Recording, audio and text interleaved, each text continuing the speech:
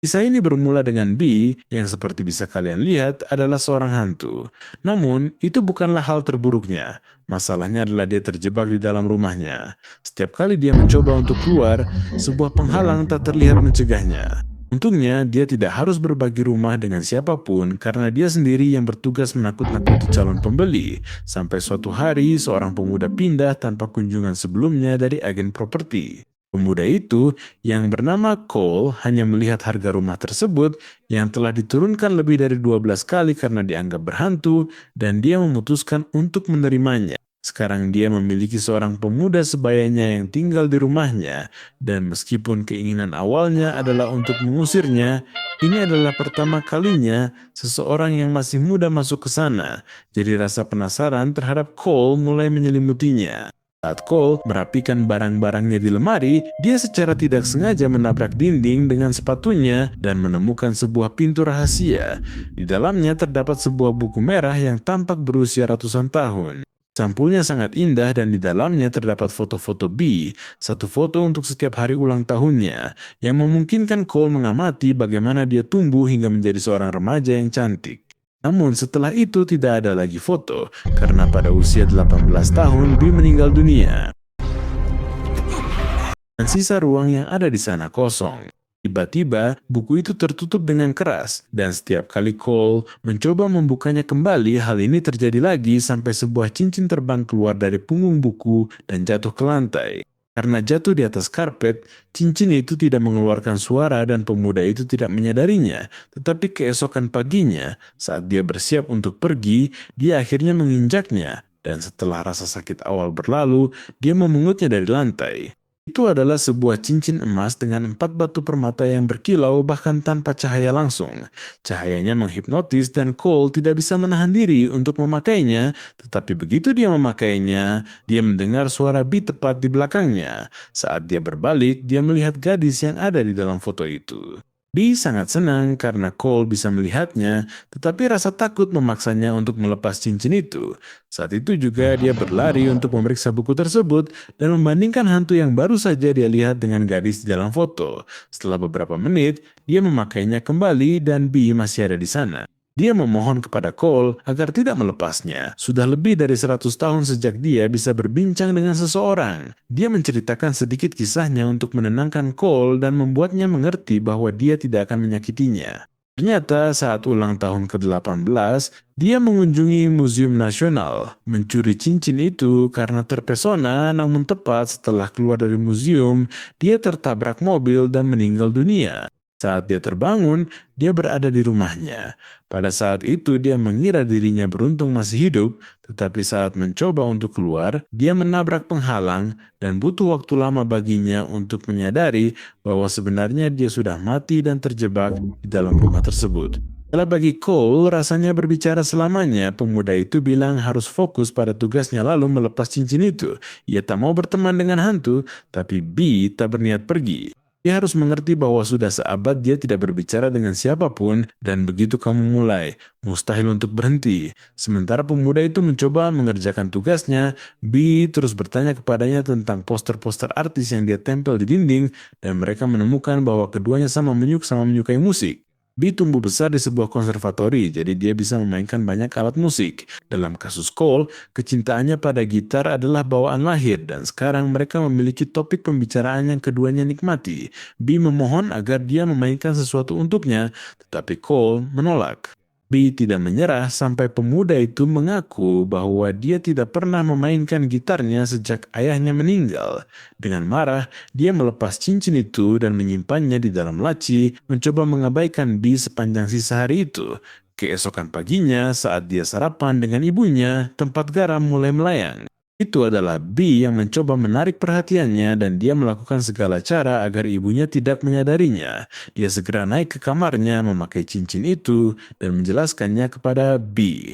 Ini satu-satunya rumah yang bisa dibeli ibunya setelah ayahnya meninggal, kesempatan mereka untuk mulai baru, tapi kalau ibunya tahu ada hantu, akan kabur dan mereka tak punya rumah. B berjanji tidak akan berbuat macam lagi asalkan Cole tetap mengenakan cincin itu. Mereka harus bekerja sama agar Cole bisa tetap tinggal di sana. Setelah mereka berjanji untuk mengobrol setidaknya 1 jam setiap hari, Cole menceritakan segalanya tentang dunia luar dan dia terkejut dengan setiap detailnya. Suatu sore, Bee menyadari bahwa dia bisa mengeluarkan tangannya melalui jendela dan dia bergegas menuju pintu. Ternyata selama dia berada di dekat Cole, dia bisa pergi ke dunia luar. Jadi, saatnya untuk berjalan-jalan dan melihat semua hal yang telah dia lewatkan selama 1 abad dia terkurung. Mulai dari mobil yang bisa menyetir sendiri hingga musik baru yang tampak asing baginya, semuanya luar biasa bagi Bee. Namun, hal yang paling mengejutkannya adalah Google. Kemampuan untuk bisa melihat semua hal yang telah terjadi dalam 1 abad terakhir dan memiliki akses ke semua informasi tersebut.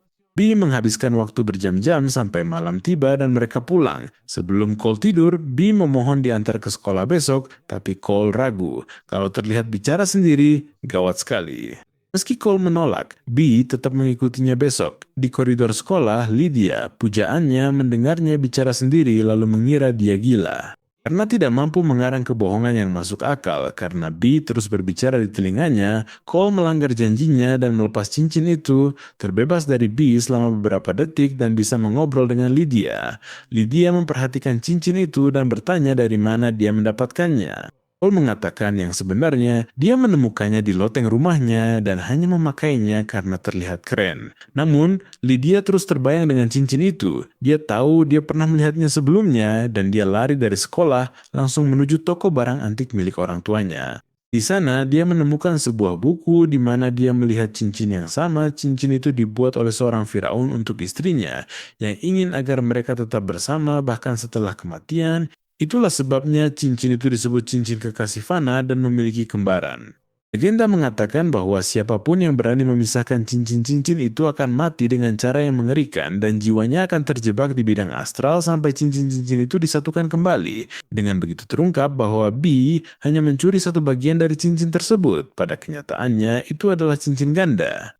Keesokan harinya, Lydia menceritakan semuanya kepada Cole, dan dia mengaku dihantui hantu sejak memakai cincin itu. Lydia menunjukkan bagian satunya akan dilelang.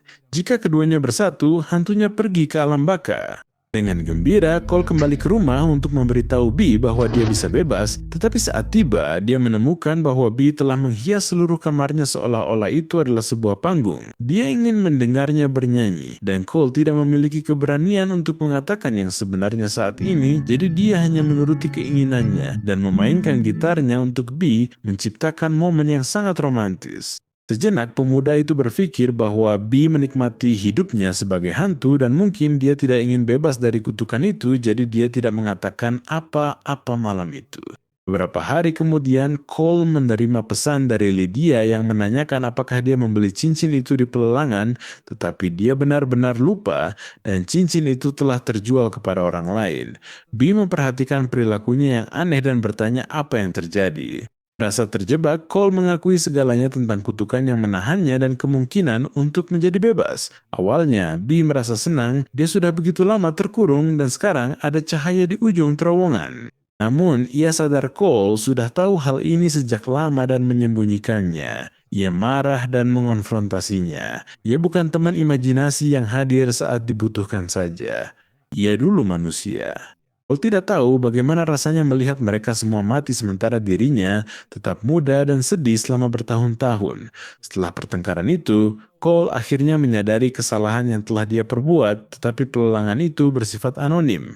Tidak ada yang tahu siapa yang membeli cincin itu, dan sekarang dia telah kehilangan kepercayaan Bee selamanya. Dia memintanya untuk melepas cincin itu. Dia tidak lagi ingin Cole menjadi pengasuhnya, jadi Cole meninggalkan cincin itu di atas piano sekolah. Di hari yang sama, Lydia yang datang mencari Cole mendengar piano yang dimainkan sendiri dan memakai cincin itu. Dengan senyuman dia menyapa Bee, mengakui bahwa ini bukan pertama kalinya dia melihat hantu yang terjebak di dunia ini. Keluarganya telah memiliki toko barang antik selama bertahun-tahun, dan hal ini lebih umum dari yang dia pikirkan. Malam itu Lydia menemukan Cole yang memiliki informasi penting. Rumah lelang mengirimkan barang-barang 48 jam setelah terjual.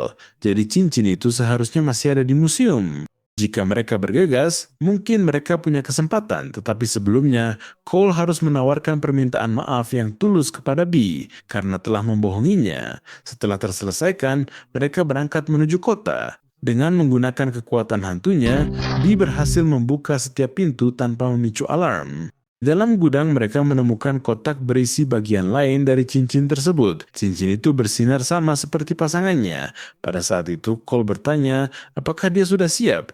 Dia menatapnya dengan penuh cinta dan menjawab ya. Tapi tepat sebelum melepas cincin itu, dia menghentikannya dan mendekat untuk menciumnya. Dengan ciuman ini, Cole selesai melepas cincin itu dan Bee menghilang. Saat menyatukan kedua bagian itu, cahayanya padam dan Cole kembali ke mobil bersama Lydia. Tibanya di rumah, dia memeriksa album foto Bee. Dia ingin melihat wajahnya untuk terakhir kalinya, tetapi dia terkejut melihat ruang-ruang kosong itu sekarang sudah terisi. Di foto-foto baru itu, Bee ditampilkan dengan ijazah universitasnya, kemudian bertemu dengan cinta dalam hidupnya dan menikah. Di akhir ada foto keluarga kecilnya yang bahagia di desa. Adegan beralih ke tahun 1920 saat Bee memegang cincin itu. Satpam memintanya untuk mengembalikannya dan dia dengan senyum polos melakukannya dan keluar dari museum. Di luar dia berhasil menghindari mobil yang sebelumnya telah merenggut nyawanya dan dengan senyuman dia terus menjalani hidupnya setelah keabadian sebagai hantu. Kalian tahu, jangan pernah mencuri setengah-setengah. Di sini saya tinggalkan kisah-kisah pencurian lainnya yang akan kalian sukai. Ini benar-benar film yang luar biasa.